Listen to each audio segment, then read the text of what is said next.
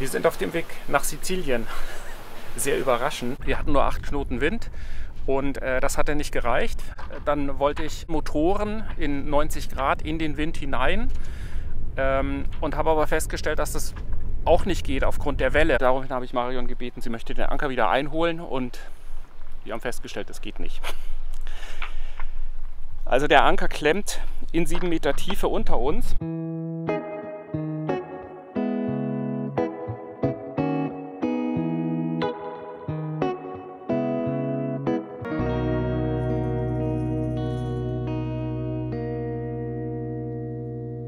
Wir sind auf dem Weg nach Sizilien. Sehr überraschend. Wir waren gestern Abend vor Abertasch angekommen und wollten dort eigentlich die Nacht verbringen und auch die nächsten Tage. Und haben in die letzten Tage immer mehr gesehen, dass es, um nach Sizilien überzufahren, keine vernünftigen Wetterfenster gibt. Und wir sind ja jetzt Anfang November, das heißt, die Gefahr für schweres Wetter nimmt auch zu. Und die vorherrschende Windrichtung ist gegen uns, die normale vorherrschende Windrichtung. Und deswegen müssen wir natürlich Wetterfenster nehmen, auch wenn die nur halb gut sind. Der Plan war gewesen, heute Nacht die Ostküste von Sardinien runterzufahren bis zur Südspitze und dort dann 1-2 Tage abzuwarten, bis gutes Wetterfenster kommt. Ich habe aber jetzt festgestellt, während ich fahre, dass ich zum einen kaum Fahrt mache Richtung Süden. Und zum anderen das Wetterfenster, was wir gesehen hatten, sich mittlerweile aufgelöst hat. Das gibt es so gar nicht mehr. Stattdessen habe ich festgestellt, dass jetzt guter Wind ist, um zumindest für ein paar Stunden guten Wind zu haben in die Richtung, in die wir brauchen. Und deswegen habe ich jetzt die Gelegenheit beim Schopfe ergriffen und habe entschieden, dass wir jetzt direkt nach Sizilien fahren. Ja, und ich bin gespannt, wie es jetzt laufen wird. Wir haben alles an Bord, was wir brauchen. Genug Diesel, Lebensmittel, Getränke, alles da. Und deswegen können wir das auch riskieren. Ja, das sind jetzt noch ungefähr 160 Meilen. Und wenn das gut läuft, dann sind es ungefähr 30 Stunden. Das heißt, wir wären morgen so im Laufe des Tages irgendwann da. Ja, und ich bin sehr gespannt. Das war jetzt ein bisschen Holter die Polter. Aber wir müssen eben die guten Wetterfenster nutzen oder zumindest die Wetterfenster, die ausreichend gut sind, um zumindest ein paar Stunden Fahrt in die richtige Richtung zu machen.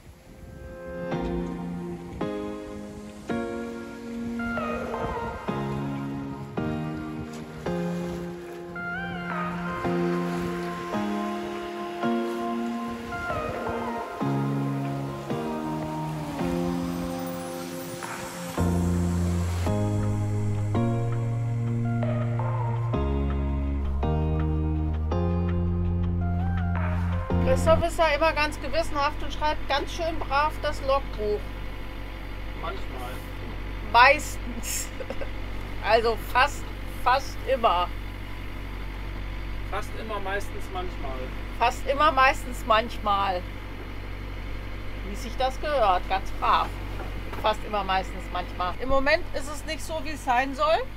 Es war jetzt ganz lange so, wie es sein soll und jetzt ist es gerade gar nicht so, wie es sein soll. Wir haben immer noch wenig Wind, aber irgendwie haben wir jetzt eine blöde Welle und Strömung gegen uns und das ist fast stärker als der Wind und wir kommen irgendwie nicht voran. Naja, das Boot stampft sich fest. Also wir haben 2 Dünungen, also eine von da, eine von da und den Windsee dazwischen. Wir fahren auch in die Richtung, das heißt, genau in dem Wellenabstand schlagen wir immer ein. Also wenn man hinten nach hinten guckt und seitlich, wir machen Schaum, aber wir kommen nicht voran. Und ja, also wir haben sowieso zu wenig Strom. Der Autopilot hat ganz viel gesteuert, ganz viel gemacht, konnte den Kurs aber trotzdem nicht halten, weil zu wenig Wind war und zu viel Strömung und Welle. Und ja, jetzt unterstützen wir mit dem Motor. Dadurch kann der Autopilot besser die Spur halten, verbraucht weniger Strom und gleichzeitig laden wir die Batterie wieder ein bisschen auf. Wir wussten ja, dass es kein perfektes Wetterfenster ist. Und wir haben uns halt für halb schlecht entschieden. Halb schlecht ist besser als ganz schlecht. Ja. Ja. Ja, genau. Naja, wenn es bei Dänisch segeln bleibt, ist ja okay. Also es gibt Schlimmeres, aber Wir fahren trotzdem nicht den Kurs, den wir brauchen. Wir fahren viel zu tief. Ich müsste dahin fahren, aber da fahre ich erst recht in die Welle rein. Das wird schon noch, wir haben ja noch ein paar Stunden vor uns, so, Ja. so 30 bis 50, je nachdem. Ja. Wir werden sehen, wann wir ankommen, aber wir werden ankommen.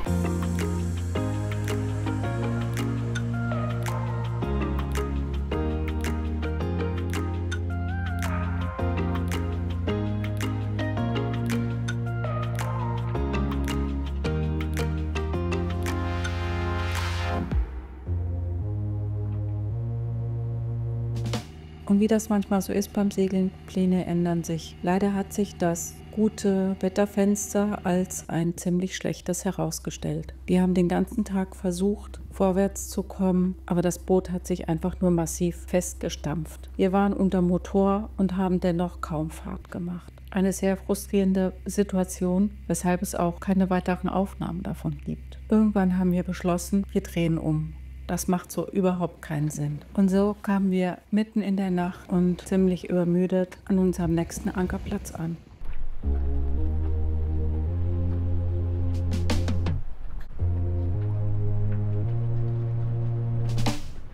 Das hier ist unsere wunderschöne Bucht, ganz im Süden von Sardinien.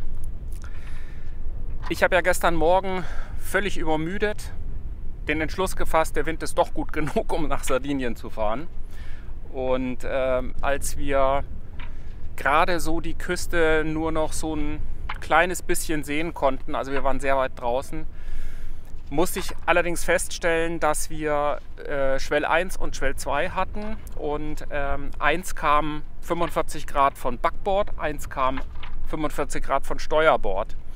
Und der Wind kam genau von vorne. Und das heißt, wenn ich hätte kreuzen wollen, wäre ich immer gegen die Welle gefahren und jeder Schwell hatte ungefähr 0,5, 0,6 Meter. Und wir haben eben festgestellt, dass wir nicht gegen ankreuzen können. Wir hatten nur 8 Knoten Wind und das hatte nicht gereicht. Und dann wollte ich an Motoren in 90 Grad in den Wind hinein und habe aber festgestellt, dass das auch nicht geht aufgrund der Welle. Das Boot hat sich jedenfalls festgestampft. Wir haben bei normalerweise Marschfahrt von ungefähr 5,5 Knoten, haben wir noch 3,4 Knoten gehabt. Und das hätte bedeutet, dass der Diesel, den ich gebunkert habe, nicht gereicht hätte, um ganz rüber zu kommen. Und das war uns dann wiederum zu riskant. Wir haben festgestellt, wir können es nicht gegen ansegeln, wir können nicht kreuzen und zu Motoren reicht der Diesel nicht. Und deswegen haben wir abgebrochen und sind wieder zurückgefahren. Das war sehr ärgerlich. Und bin aber froh, dass wir jetzt in dieser wunderschönen Bucht liegen. Die Bucht ist jedenfalls toll, wir fühlen uns sehr wohl hier, aber es ist auch relativ viel Schiffsverkehr oder Bootsverkehr, was immer ein bisschen Schwell bringt. Jetzt den Schwell, den wir haben, ist allerdings Schwell vom Meer. Und wenn ihr euch umguckt,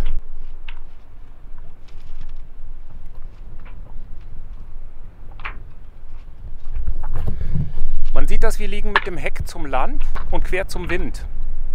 Und wenn ich mir jetzt die anderen Boote angucke, dann liegen wir quer zu allen anderen Booten. Und das liegt daran, dass ich den Kettentrick angewendet habe. Also die Kette verschwindet seitlich im Wasser und ist ungefähr auf dieser Höhe hier mit einem Kettenhaken mit einer Leine befestigt. Und die Leine geht hinten auf unsere Hauptwinch. Das ist hier diese rote Leine und die geht über eine Rolle hier unten, wo normalerweise die Schot durchläuft, ins Wasser. Und ich glaube, man kann es erahnen, wie sich da unten zwischen den 2 Luftblasen Kette und Leine treffen. Und das führt dazu, dass sich das Boot dreht. Und wenn ihr jetzt nach vorne guckt, dann seht ihr, dass der Schwell direkt auf uns zuläuft. Das, was wir vorher hatten, war, dass das Boot immer gependelt ist, weil wir quer zur Welle lagen, was sehr unangenehm ist. Und so haben wir diese Bewegung im Schiff drin, die ist deutlich angenehmer. Da drüben bei den anderen Booten könnt ihr sehen, was passiert, wenn man quer zur Welle liegt. Relativ einfacher Trick. Wir haben es vorher versucht mit dem Besan. Das soll auch mit dem Besan funktionieren, dass man den Besan ja zu der Seite praktisch ausstellt, wo man den Bug, also die gegenüberliegende Seite ausstellt, wo man den Bug hindrücken will. Das wäre bei uns praktisch die Backbordseite gewesen, damit wir so rumkommen, aber das ging nicht weit genug, weil man sieht das ja, ich hätte rechtwinklig dazu stehen müssen. Das klappt natürlich dann nicht. Nee, andersrum, ich habe es verkehrt rum erklärt. Ist auch egal. Mit dem Besan wäre es auch gegangen, aber da geht es nur ein paar Grad und damit kann ich mich eben quer zur Welle stellen und das bringt natürlich deutlich mehr.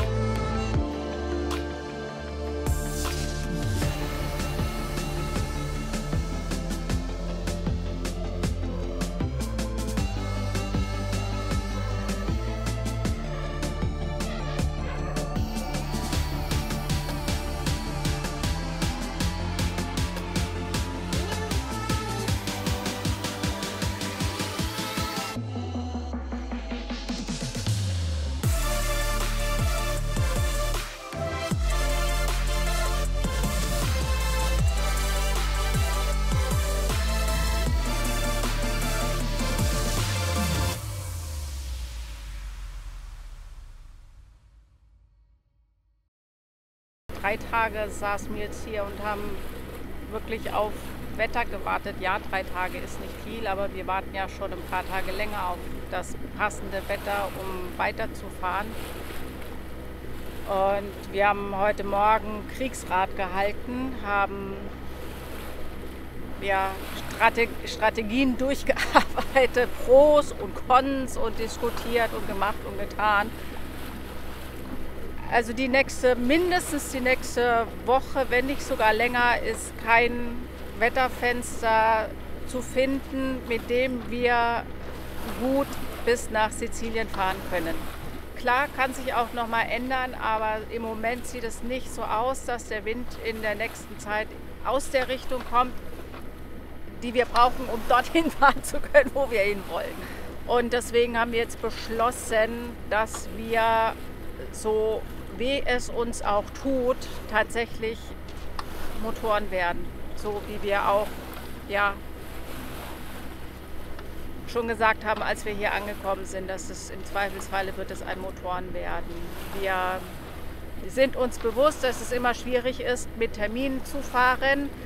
Aber wir haben dieses Jahr tatsächlich den Wunsch, mit der Familie Weihnachten zu feiern. Und wir sind also nicht ganz frei. Wir müssen schauen, dass wir günstige Flüge noch bekommen, weil es sonst eben wieder hinfällig ist. Und deswegen, ja, es gab noch so einen Plan B, der ist aber so mit in 3 Tagen das Wetter im Voraus zu sehen. Das war uns doch zu kritisch. Das hätte mit ja, bis zu 25 Knoten und Gewitter gegen an sein können. Man weiß es nicht. Aber wir wollten es jetzt doch nicht riskieren und uns dann am Ende noch eine schöne Tour versauen. Vielleicht haben wir ja Glück, vielleicht können wir auch segeln. Im Moment ist das für uns so Kosten-Nutzen-Risiko-Abwägung ja, die beste Variante. Wir hätten es uns gerne anders gewünscht, aber wir können jetzt hier nicht sitzen bis Mitte, Ende November, wenn wir, ja, eben wie gesagt, fliegen möchten. Wäre das nicht, würden wir es tatsächlich ja, ausreizen, aussitzen, rüberbummeln, so, weil es im Moment gerade wirklich so ist, wie wir es uns wünschen und wie wir es auch mögen. Gemütlich von A nach B, warten bis es passt, hinsegeln, 2, 3 Tage vor Ort, verbleiben so lange, wie es uns gefällt und dann einfach weiterfahren. So mögen wir das. So hätten wir jetzt auch gerne den ganzen Winter verbringen können, aber wir haben jetzt der Familie zugesagt und wir wünschen uns das, wir freuen uns drauf und manchmal hat einfach Familie Prio und in dem Fall ist das jetzt auch so. Wir hoffen, ihr versteht das und haltet uns nicht für elende Motorrer, weil ich glaube, die letzten Wochen haben wir mehr als deutlich gezeigt, dass wir nicht Motoren, sagst wir, lieber segeln. Und das Boot ist auch zum Segeln gemacht und nicht zum Motoren.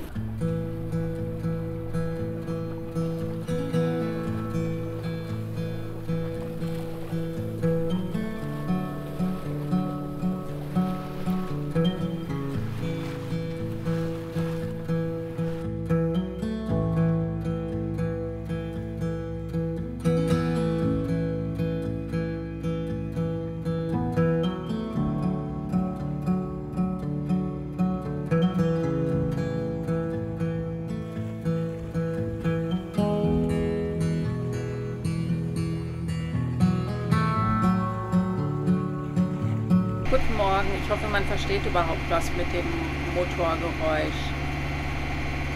Die erste Nacht ist vorbei, Aufnahmen haben wir keine gemacht, weil ja, es ist Nacht, es ist dunkel, der Motor läuft, wir fahren geradeaus. Punkt. Es ist ein bisschen langweilig.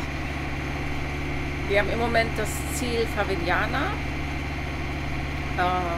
Mal gucken, ob es dabei bleibt, weil wir würden spät abends oder in der Nacht ankommen und das soll dann nicht so einfach sein mit dem Ankern. Mal sehen. Es ist, ja, jeder, der unter Motorfahren im Segelboot kennt, weiß, das ist nervig und irgendwann auch anstrengend, aber gut, wir haben uns vorhin nochmal drüber unterhalten und wir sind auch beide froh, die Entscheidung getroffen zu haben. Es ist ein ruhiges Fahren, es ist immer nur geradeaus, wir sind komplett alleine hier, keiner ist um uns rum, nichts passiert. Das wird wahrscheinlich so laufen, bis wir ankommen, also mal sehen. Christoph schläft jetzt und ja, ich werde jetzt mein Hörbuch weiterhören. Die nächsten Stunden. So, läuft.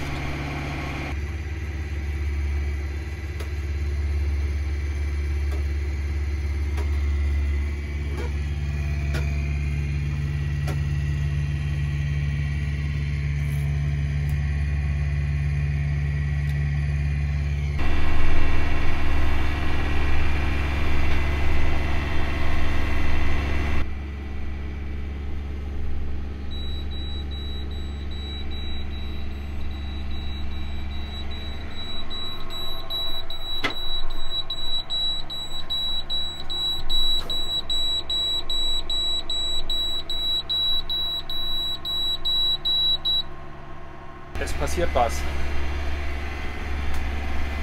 Das AIS ist leer, auf dem Radar ist hier in 2 Meilen Entfernung dieser Fischer zu sehen.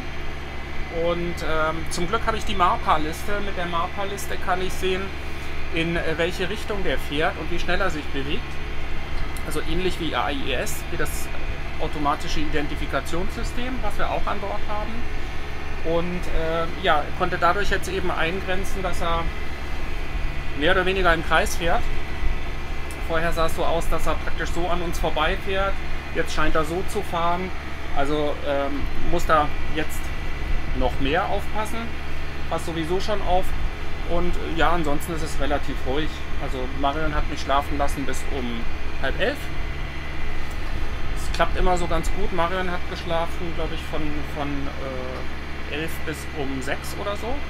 Also wir machen es halt immer so, wie es passt und ja, geht so ganz langsam dahin. Ansonsten nach wie vor kein Wind. Wir motoren und kommen auch ganz gut voran, weil wir keine Welle haben.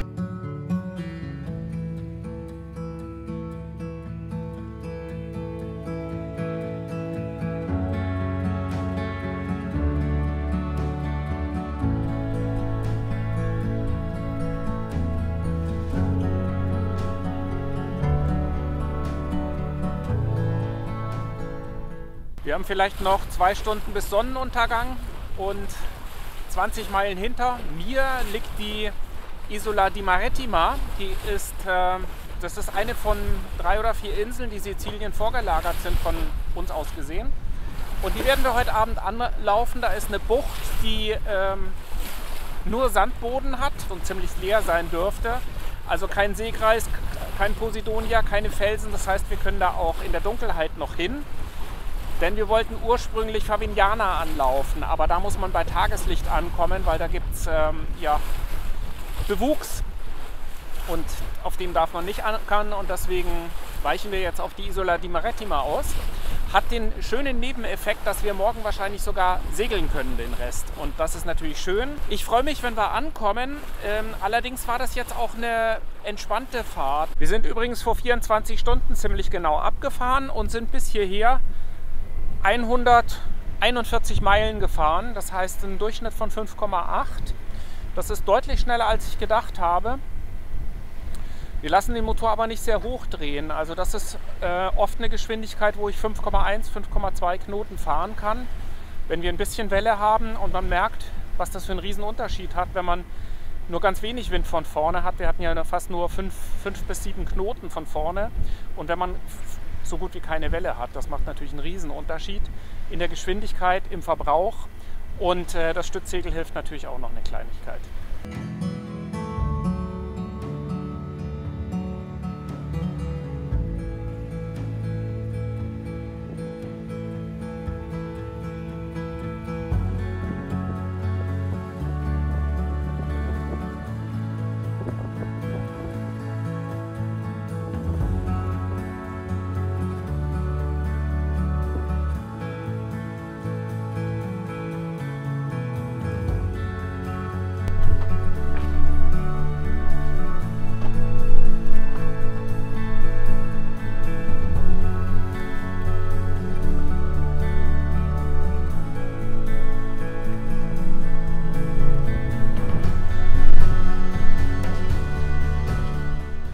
Wir waren ja gestern und vorgestern 30 Stunden unterwegs und sind von Sardinien hier rübergesetzt zur Isla de Maritimo. Und sind gestern Nacht angekommen in der Dunkelheit und hatten hier über diese Bucht gelesen, dass Sandgrund ist. Und steht bei Navili nur Sandgrund drin. Da gibt es so Bildchen, wo gezeigt ist, ob es da Seegras gibt, Felsen oder Sand. Da war nur Sand. Und in der Beschreibung war auch drin, super Halt auf Sand. Also sind wir hier reingefahren in der Dunkelheit, haben nicht viel gesehen. Ich habe die Bucht auch größer eingeordnet, als sie wirklich ist. Und haben dann auf 7 Meter Wassertiefe Anker geworfen. Beim Einfahren haben wir gemerkt, der rutscht über Fels. Daraufhin habe ich Marion gebeten, sie möchte den Anker wieder einholen. Und wir haben festgestellt, das geht nicht. Also der Anker klemmt in 7 Meter Tiefe unter uns. Ich bin gestern in der Dunkelheit noch runtergetaucht, weil ich wissen wollte, ob wir sicher genug liegen für die Nacht. Weil wenn wir uns umgucken, hier ist ja gerade mal so 1,5 Schiffslängen hinter uns ragen Felsen aus dem Wasser. Und da hinten auch. Und in die andere Richtung liegt ja ein australischer Katamaran. Von dem haben wir aber genug Abstand. Also ich hatte jetzt die Kette heute Nacht ganz eng geholt, dass wir nur noch 1 Meter drum rumschweunen. Ja, also ich werde jetzt gleich nochmal runtergehen, mir ein genaueres Bild machen. Es war ja gestern dunkel. Marion hat zwar von oben mit der Taschenlampe geleuchtet, aber so richtig gut war natürlich das nicht zu sehen. Was wir bisher schon versucht haben, natürlich einfach mal mit der Ankerwinch zu ziehen. Das geht nicht. Ich bin mit dem Bugstrahlruder hin und her gefahren, um praktisch auf den Schaft des Ankers seitlichen Druck auszuüben, dass der sich vielleicht rausdreht, raushebelt. Wir haben noch sozusagen 2 Optionen, die vielleicht funktionieren könnten. Und ich bin, ich habe Hoffnung, dass wir den Anker rauskriegen. Und das wäre natürlich echt traurig, wenn der Ultra-Anker da unten stecken bleibt. Also im Moment ist der Stresslevel hoch und wir werden mal gucken, was wir machen können. Man merkt das, hier auf der Ankerkette ist Druck drauf. Und man kann ihn da unten sogar glänzen sehen. Naja, mal schauen. So, Expedition Eistauchen. Anfang November, ist schon ganz schön frisch. Aber ich nehme jetzt trotzdem den kurzen Neo. Ich habe noch einen langen, aber der hat so viel Auftrieb, dass ich dann wie so ein Korken an der Oberfläche schwimme. Und ich muss da ja unten auch ein bisschen Zeit haben. Ja, alles bereitgelegt. Brecheisen liegt vorne zum Hebeln. Ich habe eine Leine vorne bereit gemacht, dass wir die durch die Öse vorne am vorderen Ende vom Anker durchziehen können, dass wir den praktisch vorne anheben können und nicht hinten am Schaft. Und jetzt gehe ich erstmal runter und gucke mir das mal bei Tageslicht an, wie das aussieht.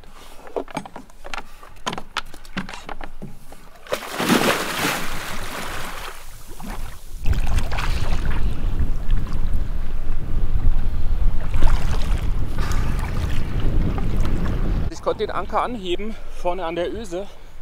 Jetzt probieren wir mal, ob Marion ihn hochwinschen kann.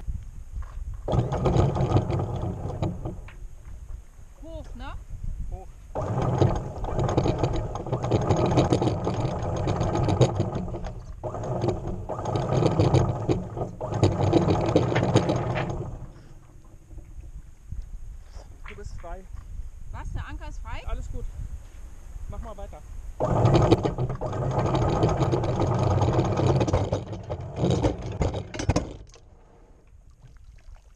Das wirkte jetzt wahrscheinlich wie inszeniert, als ob wir den Anker da reingeworfen haben. Haben wir aber nicht. Wir haben jetzt echt kaum geschlafen die Nacht, weil die Felsen so nah waren und weil wir echt nicht wussten, ob wir den Anker wieder rauskriegen. Aber umso besser.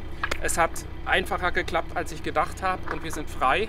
Wir sind jetzt ein bisschen von unserem Erfolg überrascht, weil wir sind gar nicht seefertig. Wir haben weder gefrühstückt noch sonst irgendwas. Und Anker werfen wollen wir hier auch nicht mehr. Das heißt, wir werden jetzt wahrscheinlich ein bisschen im Kreis fahren, bis wir alles weggeräumt haben und dann die nächste Insel ansteuern.